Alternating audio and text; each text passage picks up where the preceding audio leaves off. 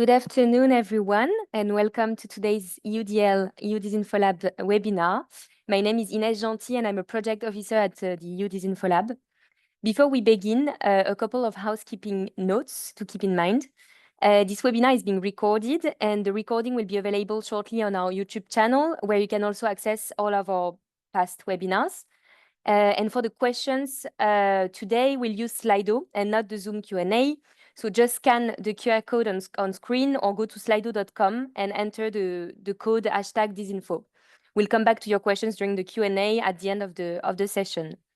So to get started, we will start first with a couple of quick polls, as usual, asking you first where you are joining us from today. It should appear on the screen.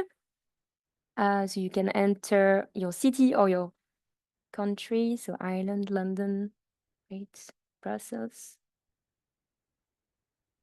Oh, Canada, Vienna, Paris, Slovakia. Cool. Thank you. We'll go to the next question now. If you can tell us which sector you represent today.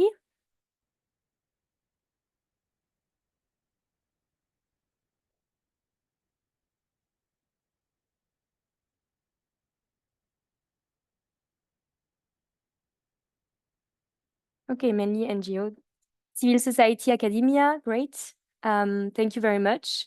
So for those who don't know UDISINFOLAB, we are an independent civil society organization dedicated to gathering knowledge, conducting research, and investigating disinformation campaigns that target the EU, its member states, and core values.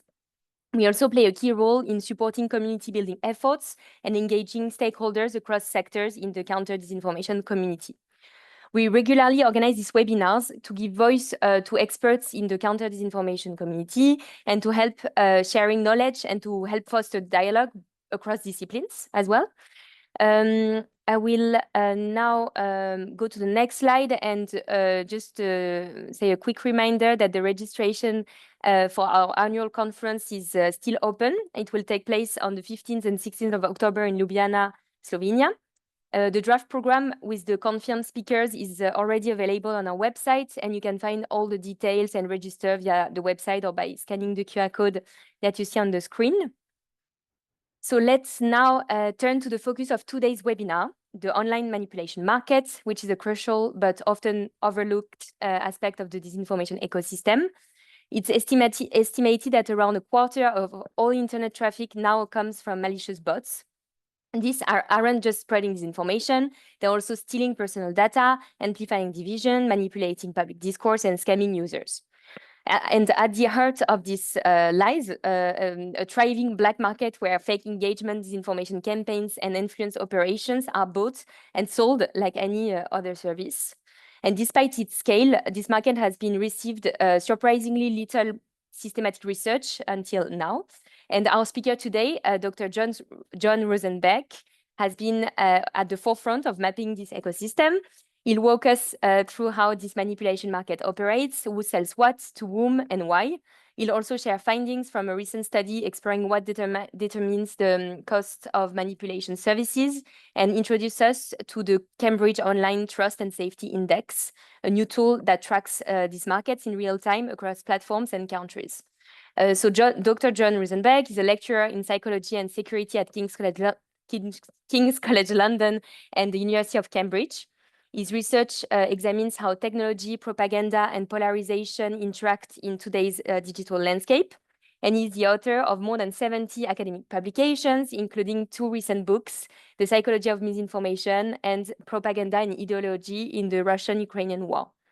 So, John, the floor is yours. You should be able to share your screen now and see you in a bit. Thank you very much, Ines. Let me see. How does this look? Just a second. This is working, right? Yes, now it works. Thank you. Wonderful. Okay, great. Yeah, thank you so much for the introduction. I'll try to speak for about 30 minutes and then get to some questions. Yeah, as Ines mentioned, this is sort of the background from which I'm coming at this problem. right? So my previous work has focused on the war in Ukraine and the role of propaganda in identity formation in Donbass, especially, as well as the rest of Ukraine. And then also on the kind of demand side, if you will, of mis and disinformation, I've looked at kind of what happens in the brain and psychologically speaking, how can we predict whether someone will believe misinformation and what can we do about that from that angle. I won't dwell on that too much, but just so you have an idea of the background here. I don't need to explain this in detail either to a group of experts, but I think this this FIMI problem, right, foreign information and manipulation and interference or something like that. I keep forgetting what the actual abbreviation actually says. Apologies for that. Either way, oh, by the way, my laptop has this stupid habit of skipping to the next slide for no apparent reason, so that will happen from time to time. I'm sorry about that. We are seeing quite regularly, right, a huge amount of investment on the part of states, Russia being a big one, the predominant driver, but others as well, China and Iran, as well as corporate efforts, right? So, for instance, various, industries, tobacco industry, crypto, as I'll discuss in a little bit. That's not really an industry, but you get my point, right? Investing quite heavily in influencing audiences using inauthentic methods. So they're not really using the power of persuasion.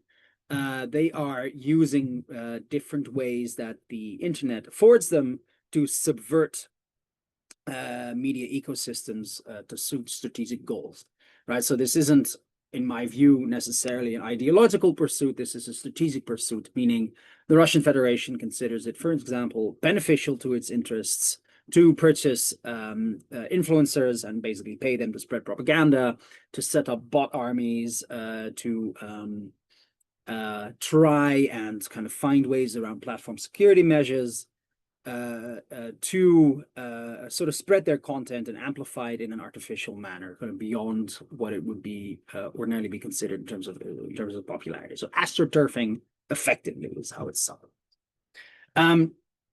But this is a much wider issue in my point of view, in the sense that we're not only kind of dealing with kind of disinformation and propaganda, but we're also dealing with a very much underestimated problem of inauthentic traffic and inauthentic content.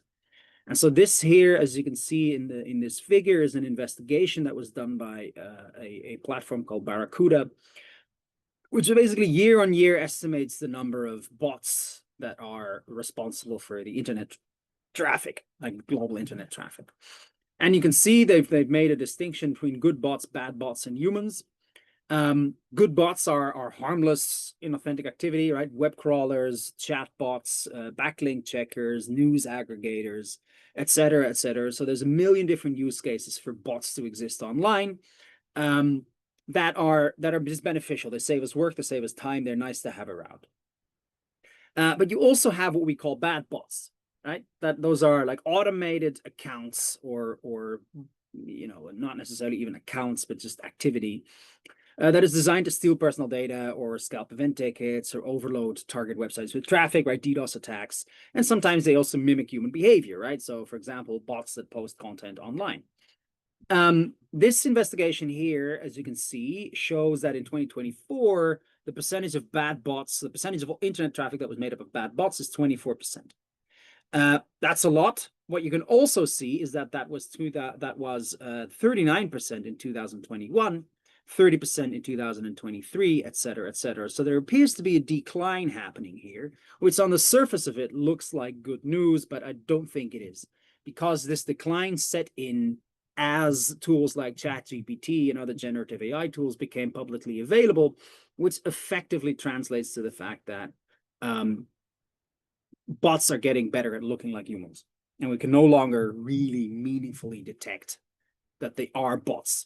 So the actual percentage is probably higher of bad bots as a proportion of internet traffic is probably a lot higher. We just don't really know because of this.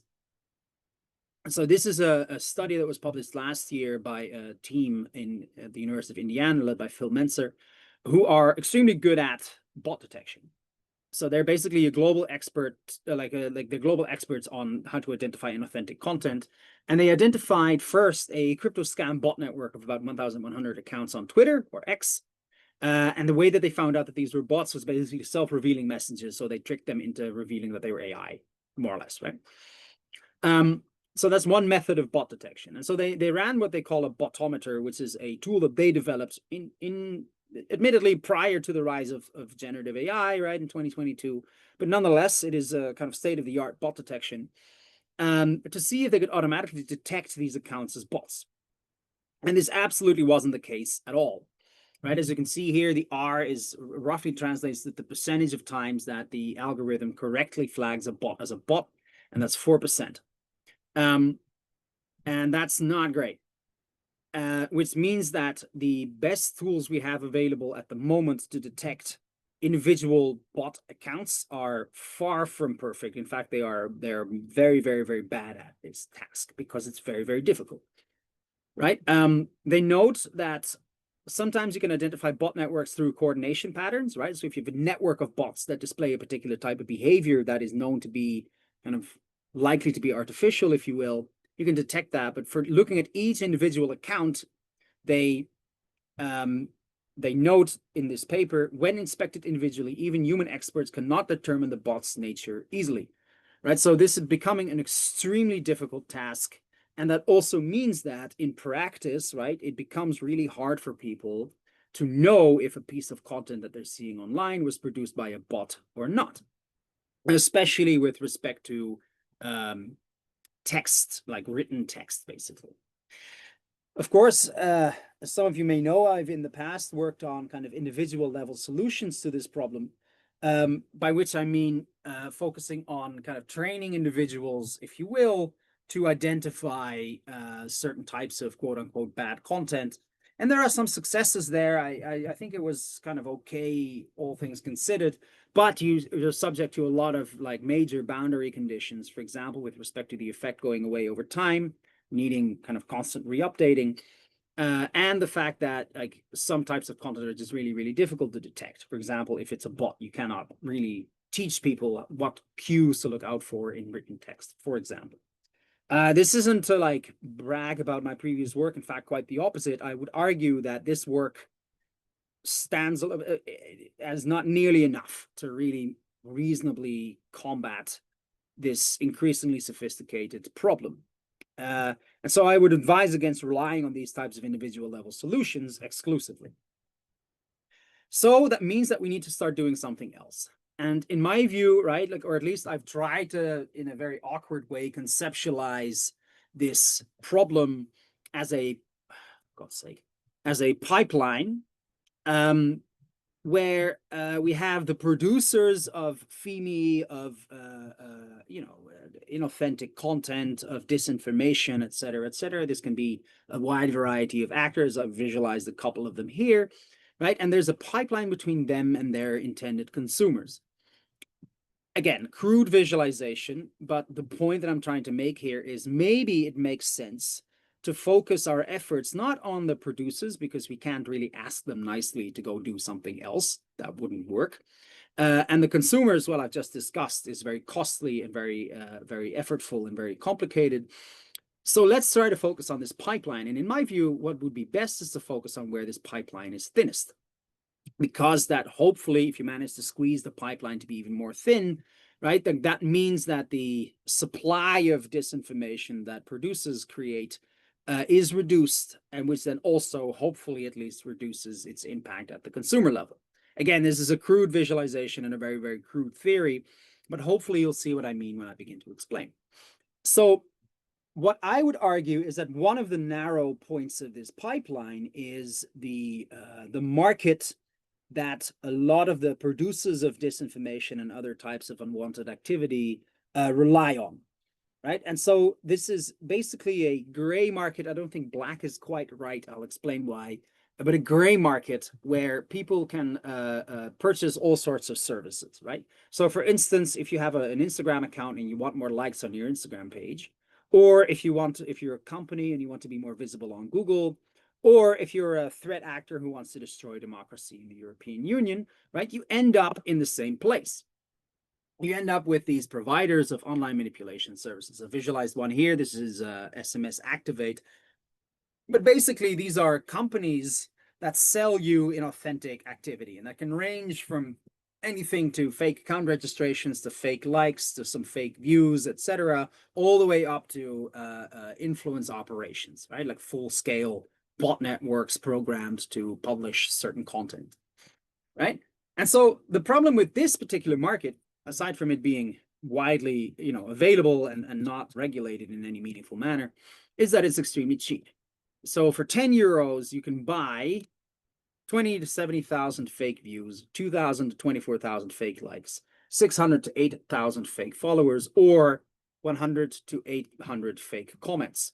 These are numbers from 2023. They might have changed somewhat since then, but either way, it's not going to be particularly expensive to engage in this type of activity, right? So there's a lot of variation depending on the platform and so on and so on, but these are roughly the numbers that you should be thinking about. In other words, trivial numbers, for example, for state actors seeking to engage in this type of manipulation, right?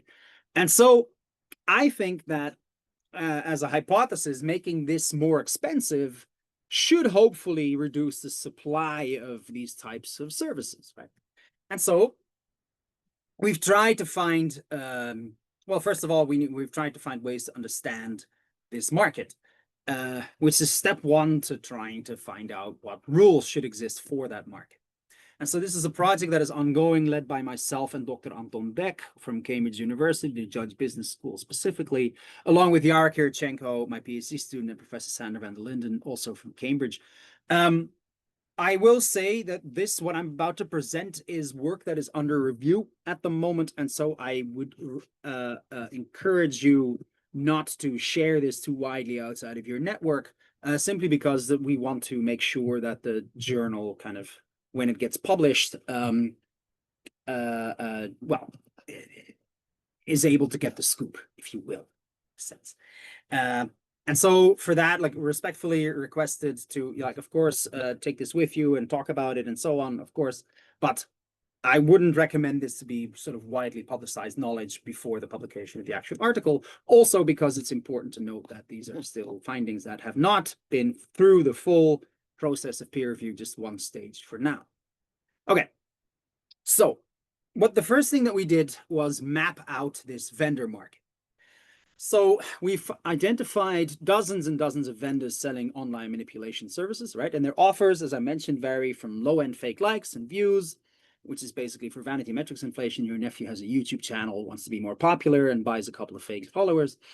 Mid-end manipulations used by search engine optimization specialists, right, to promote businesses, for example, if you want to be more visible on Google, as I just mentioned, as well as high-end coordinated influence campaigns by state actors, but by others as well, right? So, for instance, if you'll recall, Johnny Depp was accused of this, of using effectively bot armies to discredit his former partner, Amber Heard, in there during the trial that was going on between them, right? So this isn't exclusively a thing that state actors do.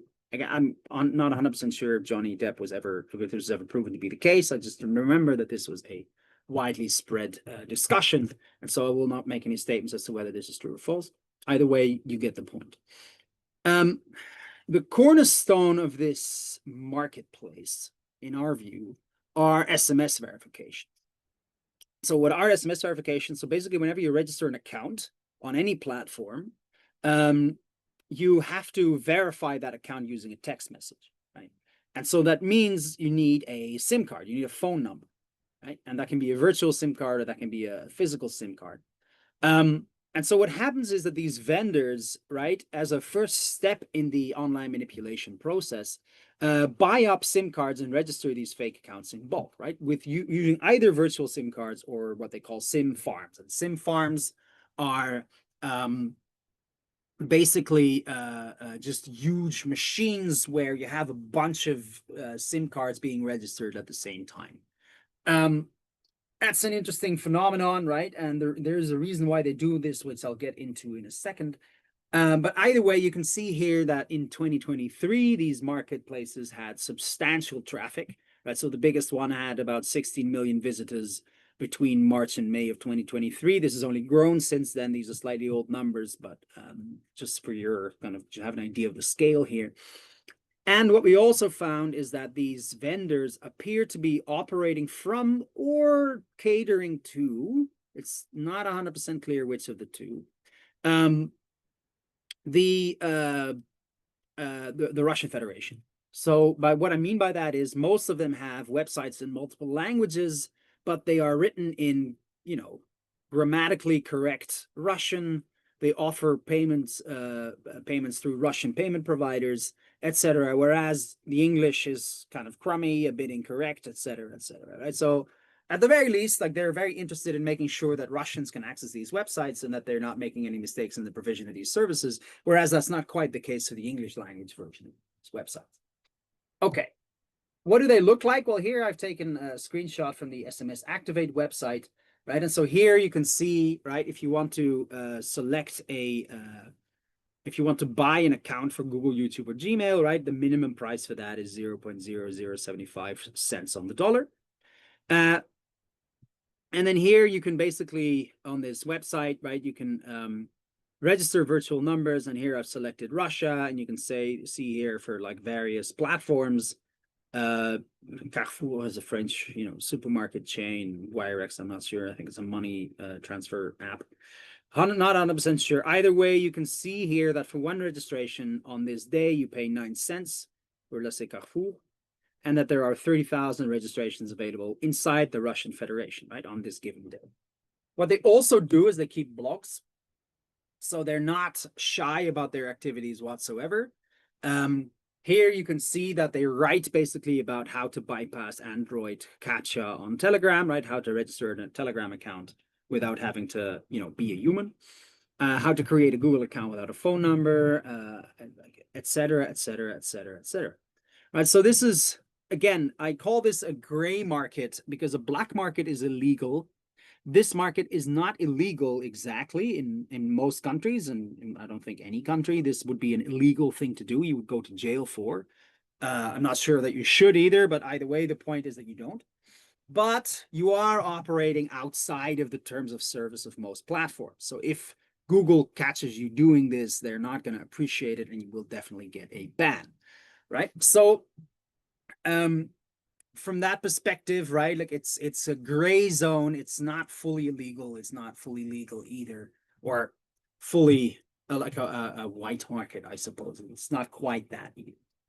So all of which is to say, like, we don't really understand this market all that well as yet, but we have to start somewhere. And so to start somewhere, I and my colleagues have created this index, which is still not publicly available. It's password protected at the moment. So I'm not able to show you a live version as of yet. We will wait until the paper is out of review. But this is an index that we call the Cambridge Online Trust and Safety Index. And what it does is it tracks the daily price of these SMS verifications by platform and by country. So what you can see here, right, is, for instance, right, like this was June, it's a month ago or so, it doesn't really matter, right?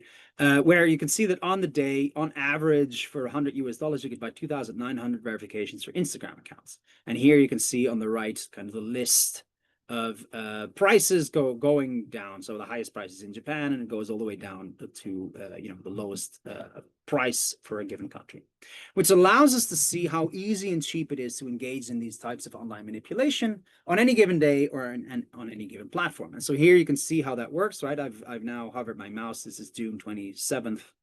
It shows the data for the previous day for the United Kingdom and for Instagram, right? And you can see here that there's 212,000 registrations available within the United Kingdom for Instagram for that day, and that the price for one of them is 8 cents on the dollar. What you can also do is track the price over time.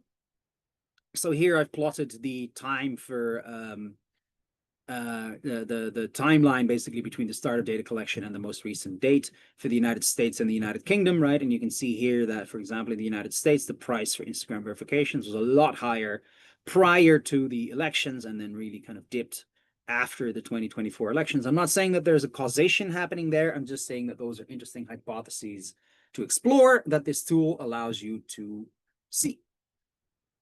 Good. So then, like, for this this study, we linked 8 months of data collected through this index with publicly available data sets on digital politics and media, as well as economic indicators, right? Like national level economic indicators like GDP, et cetera, to understand what predicts the cost of online manipulation in each country, right? So that allows us, for example, to see which countries have the highest prices. And as you can kind of already see from the figure, right, there are 4 countries that are very, very expensive compared to all the others, which are Japan, Australia, Turkey, and Malta.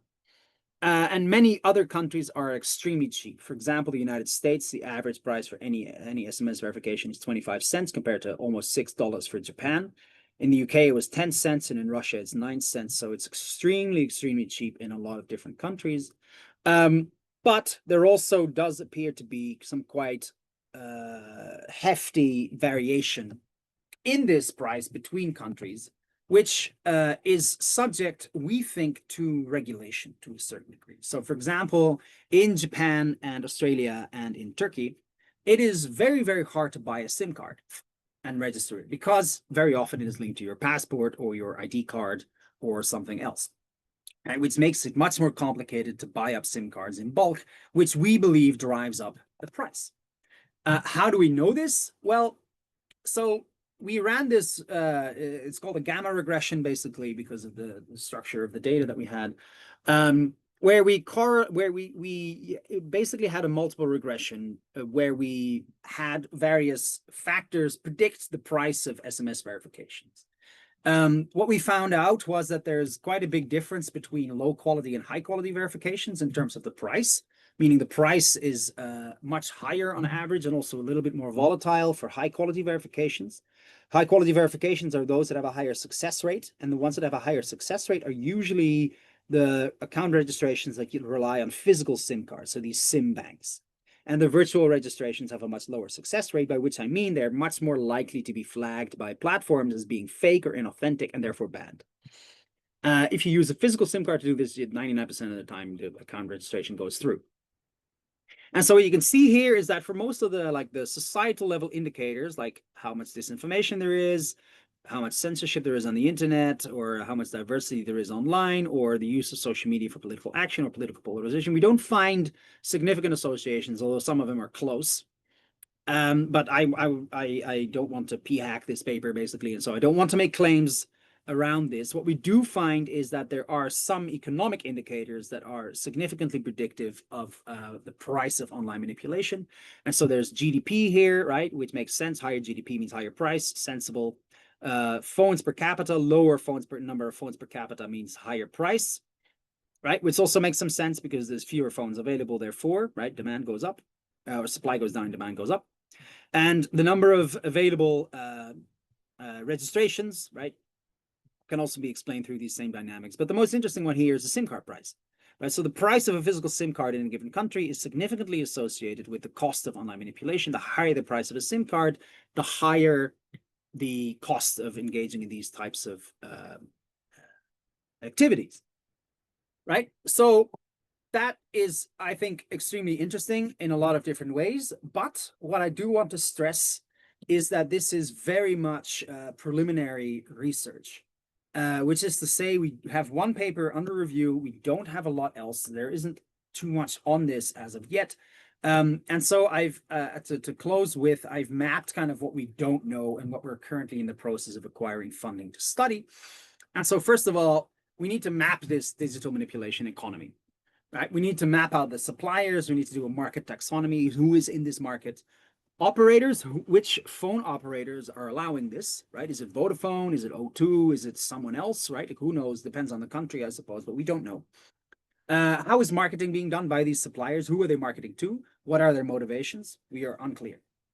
In terms of demand, who buys these services, right? It's not clear. It could be, of course, we know that like it is used for as part of influence operations, but we don't know what percentage of sales in this market are done to influence operators as opposed to other, actors, crypto scammers, and so on.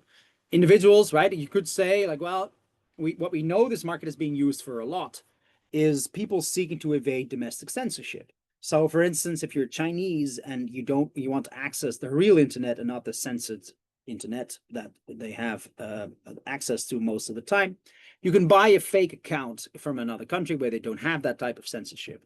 And that's how you can access the real internet, if you will. So that's a perfectly legitimate use case, I would say, that I don't want to crack down on too much because it would, limit access to free information for people living in dictatorships. But regardless, right, it's worth looking into. Secondly, the impacts of this market on, let's say, public discourse and what interventions might work to reduce its adverse impacts and not its benign impacts, we don't really know. So, for example, how do variations in the cost and the availability of these types of services impact influence operations on social media? How is this market used to enable financial crime? We don't know that. And does the implementation of interventions impact the cost and availability of manipulation? So, for instance, the UK in a maybe 5 or 6 months from now is implementing a ban on SIM farms, as I just mentioned. We predict that will make the price of online manipulation in the UK go up, but we don't know that. And the index will allow us to see, but for now, we're not clear. But there might be other interventions as well, right? We don't know. Third, on the psychological side, right? Like how influential is this market in terms of the services it enables? So how can we use insights from like the creation of bot networks and bot accounts to study to what extent influence operations, for example, impact public opinion and voting outcomes, right? What are the tipping points that we're looking for? What percentage of discourse that we're seeing online needs to be driven by bots to have significant impact? And in terms of financial crime, we know that basically criminals are using these types of services to spread to create content, for example, crypto scam networks. But we don't know exactly what makes them effective or if they're more effective than what the previous tools they have had available. And then finally, in terms of policy, what can we do from a regulatory perspective? Do we need to make changes to the DSA, for instance, to take into account these types of findings? I am not so sure. That I will be very careful with my recommendations today, if you don't mind. And that is simply because a lot is unknown and it is unwise to make recommendations under this much uncertainty. So thank you very much. This is about half an hour, I think. I want to thank my collaborators, of course, without whom I could not have done any of this work. And if you have any thoughts and comments after the talk that I'm not able to address, please email me here. So thank you very much. Thank you very much for this engaging presentation. Let's now open the floor for your questions. We have around 20 minutes for discussion. Just a quick reminder to submit your questions on Slido and not the Zoom Q&A. You can scan the QR code on the screen to do so and use the hashtag disinfo. While we wait for a few more questions to come in, I'll take the opportunity to ask the first one. Has your research found any signs of state-backed actors operating within or shielding these black or gray markets, particularly in authoritarian regimes, like basically evidence of state involvement in these manipulation markets? No, not that I know. I have my suspicions, but again, I don't want to speculate about something that I think is very hard to have an answer on in the absence of actual research on this. So, of course, the fact that they're operating from or appear to be operating from the Russian Federation implies that they operate with the approval, tacit or no, of the Russian Federation. But I don't know to what extent the Russian Federation is actually running this market. I don't think it is, to be honest. I think they're opportunistic more than anything. But it's unclear. It's very much unclear. And so I don't know that. We're, again, acquiring the funding necessary to figure this out. Okay, thank you. So the first question, I will read it to you. What are, in your opinion, the most urgent future research directions to explore to better map the online manipulation economy? I think I've answered that already in my final slide, if that's okay. Yes, no worries. We will switch to the second one. Do you have any insights into who is buying these manipulation services? You answered as well. Another one here. Are you tracking all the countries, or is your region only limited, or is your research, I guess, only limited to a region? All countries and all platforms. So 197, that includes Gibraltar and Hong Kong as countries, for instance, right? So are the countries, it's hard to say, but we've included them separately anyways, because it depends on how the services are offered on these markets. And all platforms, meaning more than 500 platforms. Like that is not just social media, but also, you know, Viber, whatever, financial services, taxi apps, and that kind of stuff. So we have everything, basically. Which is nice, right? It's a good starting point. And we've been collecting data for a year now, roughly speaking. Yeah, it's just this type of research requires like really good longitudinal data. So we're collecting that basically. Okay, thank you. Given your research, what specific amendments or enforcement mechanisms would you recommend under the DSA? Sorry, the screen is not showing the question. I'm trying to find it again. Yeah, the first one highlighted. Yeah, I can't tell you that yet. I don't know. It's really hard to speculate. Like, for instance, right? Like one obvious one seems to be, well, let's make, you know, sim farms more difficult to run and operate. Fair enough, but then I would recommend contacting the Ukrainians because they are already cracking down on these quite heavily. So every month or two or so, the Ukrainian cyber police shuts down one of these operations within its borders, or at least the parts that it directly controls. And so they will know, right? Like to what extent you're kind of swatting flies or like playing whack-a-mole, or whether this is actually meaningfully impactful. It's hard to say. Should we make SIM cards more expensive? This is a very hard question. I don't know. There are like good reasons for doing so. If you want to reduce the availability of manipulation, this is a potential pathway. Fair enough. But there are also downsides, right? Like for instance, in Australia, like your SIM card is linked to your ID, your passport. As far as I know, maybe there's some Australians who can gently correct me on this, but as far as I understand, that's roughly what happens. Which means it comes with privacy concerns, right? Like that's not a trivial issue whatsoever. So we're too early on in this. Like we need a bit more time, and I really mean this. This isn't like further research is needed. This is no good research exists yet, and we're just at the beginning of understanding this, let alone trying to regulate it. Thank you very much. Let's go to the another question by Ruth. What role do you see communications having in addressing these problems? For example, people on a platform like X are generally aware of some bot activity on the platform, but not to the extent you spoke about today. Yeah, it's a good question. Like I have a slide also that I didn't include this time, which is about Reddit, which is completely full of AI, and like sometimes you can kind of tell when it's very formulaic, and sometimes you absolutely can't. And I think LLMs have become so advanced that they are basically undetectable as being LLMs. And it's the platform security measures are very, very, very lax. And this isn't, I don't think that this is because there's some kind of conspiracy. I just think it's a really hard problem to tackle from a cybersecurity perspective. And so what I would do here is like, if under the assumption that it's physically impossible to identify a bot account as such in the vast majority of cases, the only sort of communication avenue that really exists in my view is putting this on the agenda as a problem that platforms need to tackle. Like, hey, you're not taking your bots seriously at all, right? Like this is a huge problem. You really need to reduce like the number of bots on your platform because it's getting ridiculous. Like that's, I think, a communication thing where you're really targeting the curators of these platforms as opposed to the consumers who are on it. That would make some sense. Is that a sensible answer? I'm not sure. Yeah, I guess so. We'll go to the next question on the screen. What is the data that feeds the Cambridge Online Trust and Safety Index? Is it based on similar platforms to SMS Activate, and does it integrate dark web forums, for instance? So no dark web. the price that you see on the index is an aggregate of 4 different providers. And we selected those 4 providers based on a set of criteria, right? Like first of all, we need to have access to their data. So they need to have APIs that we can scrape. So we're using their APIs. Second of all, they need to offer, like they need to be an actual provider of these types of services. And there are some websites that are just clones of other websites. We're not really sure why, but that just kind of happens. And so you only need to include one of the 2, and you prefer to only include the genuine one.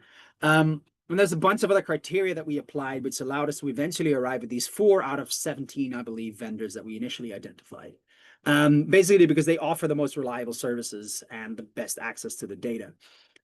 We don't use the dark web, again, because you need to have public APIs. Otherwise, you can't collect this data automatically and in bulk because the index updates daily, right? And it's very possible that there are dark web forums that offer these types of services as well. The problem is it's unclear, but also this isn't illegal. So you wouldn't really need to go all the way to the dark web. In fact, it would probably not be very good for you because you get fewer customers, right? And if you're operating in a legal, not even a gray zone, there's like, you're not going to get arrested for offering these services in the vast majority of countries. You're just better off being public about it, which is also useful for us because then we can actually scrape this content.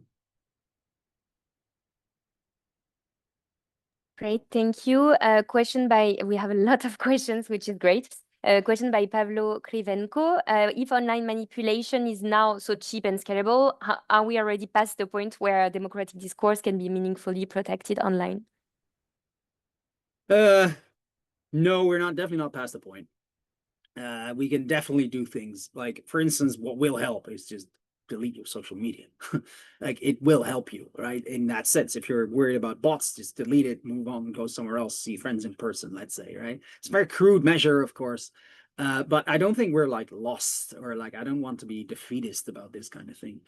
How to protect democratic discourse online? Well, first of all, right, there's this view now, kind of like with climate change, that we're kind of living with disinformation, right? We cannot eliminate it from our ecosystems completely.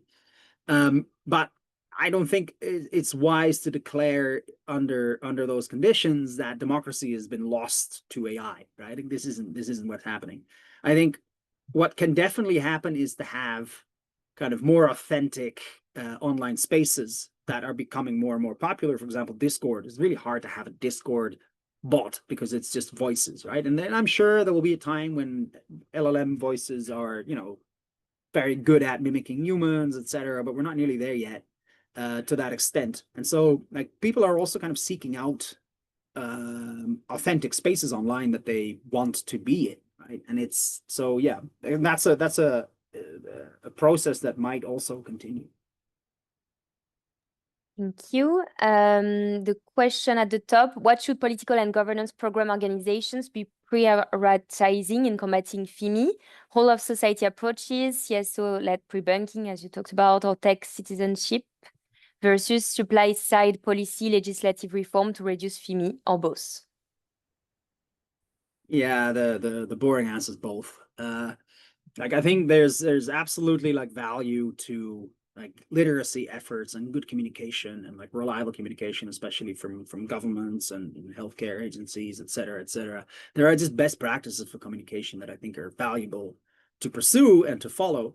On the consumer side, like, I think yeah, there's probably a degree of individual responsibility on people to kind of not fall for bullshit all the time, right? Like, I think there's a value judgment you can pass there that is reasonable, and so it makes some sense. But it's also true that if we're talking specifically about like the kind of high effort manipulation operations, they are kind of designed for people not to be able to see that they are inauthentic, right? They mimic actual human behavior as much as possible.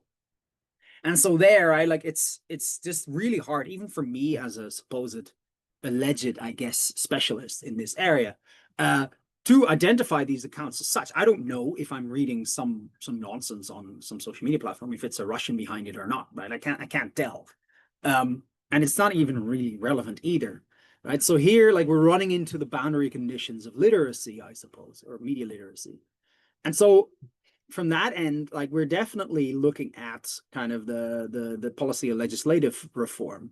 But for that, like I think we cannot ask Putin very nicely, like, hey man, could you please cut it out with disinformation? He's not gonna respond.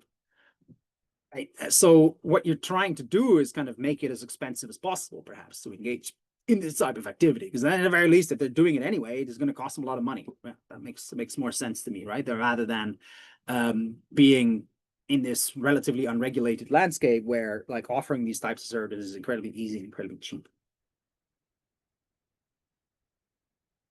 Thank you. Someone is asking, shouldn't the platforms just use the GPS data to detect SIM farms? Yeah, that's possible. It's I think the Ukrainian cyber police are the biggest experts in Europe on this. I don't think this is a platform thing because you're dealing with privacy issues. So like social media platforms don't really have access to like individualized GPS data. This might be the case for phone providers, right? That's a possibility. But I'm honestly not fully sure on the legislation on that, like who has access to this type of data, because it seems like the kind of personal data that the GDPR would have something to say about. And so it's probably not fully trivial for either platforms or phone service providers to just go and do that, right? I'm not sure, but good idea. Yeah, for sure. Thank you. We'll take a couple of more questions and then conclude the webinar. Do you see room for global cooperation on this issue, perhaps similar to financial anti-fraud networks? Yes, I think so. Under, again, the assumption that, let's say, democratic states, as well as companies operating in these democratic states, be they online platforms or others, agree that this is something that is undesirable, which I don't think is unreasonable to conclude. You can only really do it with global cooperation. There's only one reasonable pathway for it, because we also know that, for example, when it comes to fraud, right? You get caught for fraud in one country, you move on to the next, right? And if you're safe in the next country, then the internet allows you to conduct fraud operations pretty much anywhere in the world. So here too, right? Like there's limited opportunity for arbitrage, which is in economics basically like buying a product in one market and selling it in another. So for instance, if you're registering an account in Vietnam where it's very cheap and easy, and you're using it to post about politics in the United Kingdom, right, or elsewhere, right, it like you can go do that, but there are some limitations to that. Like platforms are like, hey, this is a little weird that you're registered in Vietnam and talking about the UK all the time. It's kind of a flag for like potential sort of security checks, right? And so in that sense, like it's not fully fluid. Like the products available on this market are a bit differentiated, right? They're not homogeneous, if you will, in that sense. And so there's opportunities there, right? Like much like with fraud, for regulation, right? That would be worth considering. Yes, thank you. And maybe a last one. How do you envision platforms or policymakers using the COTC index in real world decision making? Yeah, good question. So it's meant to like guide and inform decisions and not make them for people, obviously. But ideally, assuming, right, we can demonstrate that the index does what it says and like functions well and is predictive of like meaningful phenomena. Ideally, you could check, like for instance, okay, so we're checking, and today we're seeing a massive spike in the cost or the availability of Instagram verifications in Belgium. Why? Oh, right. Actually, the Belgian elections are in 3 months. That's interesting. Maybe we should look more into what's happening there. Like that's one feasible kind of pathway. Another might be, well, like the United Kingdom is doing now, right? We've banned SIM farms. Okay, great. What's that doing with the price on average of these types of manipulations? In theory, you should see the line go up, which would be great if we did actually see that, because that would mean that the legislation is successful in one metric, right, which is increasing the cost of these types of services, which you could call a successful legislation, assuming that's your goal. So in that sense, right, it's becoming available in like publicly as much as possible, right? Like, of course, we can't tell you the source code because then we're gonna get wrecked by these providers and so on. But that's not a good idea. But the index itself is going to be public, and so hopefully you can sort of check every once in a while, like, okay, what's been happening in the past? What kind of fluctuations are we seeing, and how can we explain those? Yeah, does that make sense? Yeah, that's something to keep an eye out for, definitely. Thank you very much, John. If people have more questions, I guess they can email you directly as you left Yes, your please. email address.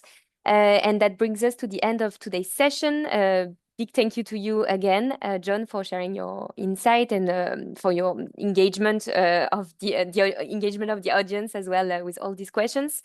Many thanks as well to my colleagues, Heini and Mathilde, for their support behind the scenes. Before we close, a quick reminder that the recording of this webinar will be available shortly on YouTube. And the conference ticket as well, you can take it by scanning the code on the screen. We will come back after the summer with more webinars. For now, we're taking a short summer break. Yeah, keep an eye out for this. The next one is on the 4th of September with the University of Munster.